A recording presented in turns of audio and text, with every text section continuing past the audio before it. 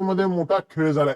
मागच्या काही दिवसात चांदीच्या किमतीत प्रचंड वेगानं वाढ झाली असून येणाऱ्या काळात चांदी ऑल टाइम हाय लेवलला जाईल असाही अंदाज वर्तवला जातोय। चांदीची ऑल टाइम हाय लेवल आहे प्रति किलो 4 लाख रुपये।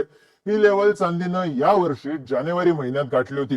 मागच्या 3 महिन्यात चांदी त्या लेवलवरून खाली आली, पण आता ज्या प्रकारे चांदीचे भाव वाढतायत ते पाहता चांदी यावेळी 4 लाखाच्या पलीकडे जाईल का असे प्रश्न विचारले जात आहेत। पण हे सगळं कशामुळे घडतंय? चांदीचे भाव अचानक का वाढायला लागलेत?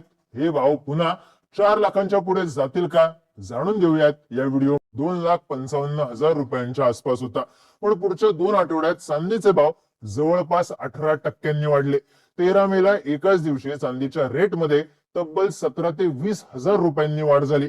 पुढच्या दिवशी म्हणजे 14 मेला चांदीच्या किमती थोड्या खाली घसरल्या, पण तरी सध्या चांदीचा भाव 3 लाख रुपयांच्या आसपास आहे। याचाच अर्थ 15 दिवसात चांदीचा भाव जवळपास 50,000 रुपयांनी वाढलाय। ही वाढ फार मोठी आणि अनपेक्षित आहे। सगळ्यांचं लक्ष सोन्याच्या किमतीकडे असताना चांदीत ज्या प्रकारे तेजी आली ते पाहून अनेकांना धक्का बसला। पण हे का घडतंय? चांदीच्या किमती एवढ्या वेगानं का वाढतायत आणि या किमती आणखी किती वाढतील ते समजून घेऊ। तर चांदीचे भाव सध्या एवढ्या वेगानं वाढण्याचं पहिलं कारण आहे सरकारनं इम्पोर्ट ड्युटी म्हणजेच आयात शुल्कात अचानक केलेली वाढ। 13 मेला केंद्र सरकारने चांदीवरचं एकूण आयात शुल्क 6% वाढवून 15% नेलं। यामध्ये 10% बेसिक कस्टम ड्युटी आहे, तर 5% agriculture infrastructure and development cess आहे।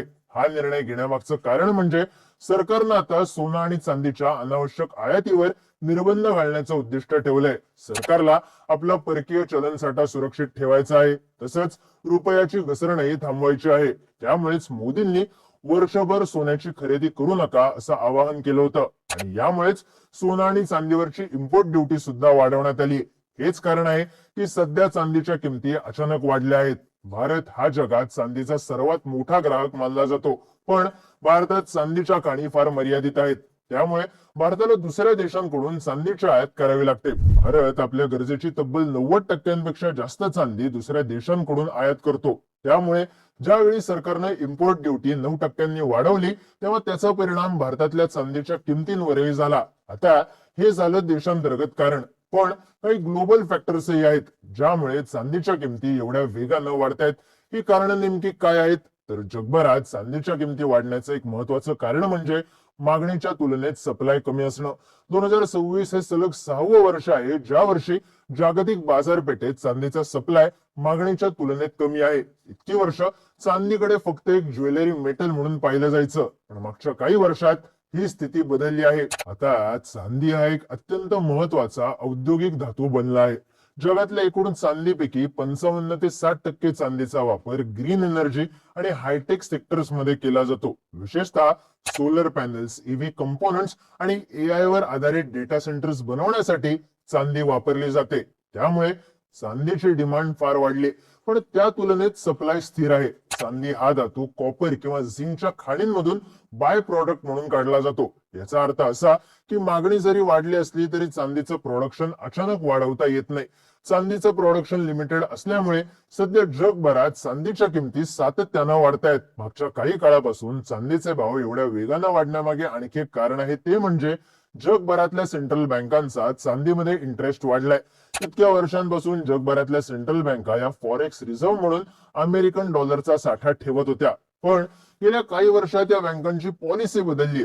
आता बँकांचा फोकस अमेरिकन डॉलर कडून सोनं आणि चांदीकडे शिफ्ट झालाय। याची सुरुवात चीनने केली। गेल्या काही वर्षात चीननं सोन्याची खरेदी प्रचंड वाढवली।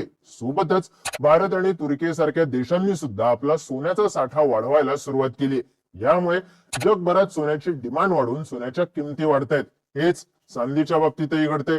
सेमीकंडक्टरच्या क्षेत्रातलं चांदीचं महत्व अनेक देशांनी ओळखलंय। त्यामुळे आता हे देश सोन्यासोबतच चांदीचा साठाही वेगानं वाढवतायत। सध्या सौदी अरेबिया, रशिया या देशांनी आपला चांदीचा साठा वाढवण्यास सुरुवात केली। महत्वाचं म्हणजे जगभरातल्या सेंट्रल बँकांचा हा शिफ्ट गेल्या काही वर्षातच पाहायला मिळतोय।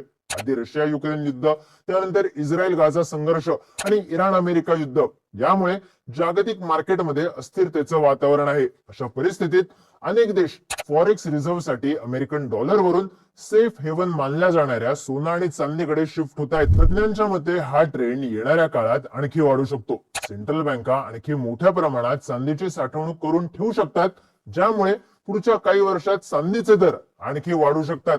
पण चांदीचे भाव नेमके किती वाढू शकतात? चांदी पुन्हा 4 लाख रुपयांचा आकडा पार करू शकते का? तर सध्या चांदीचे भाव अस्थिर राहतील, ते कमी जास्त होत राहतील असा तज्ञांचा अंदाज आहे.